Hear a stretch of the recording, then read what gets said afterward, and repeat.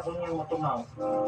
Wala ko buhata ang akong giingon niya nga ako mismo mo ay musulti sa iyang maginikanan. Noon, ikasagda na po siya kung usay iyang desisyon. Nakonsinsa masabog ko. Sayop na gani ang akong ibuhat, gidugangan ko pa o laing sayop ang pagpamaka.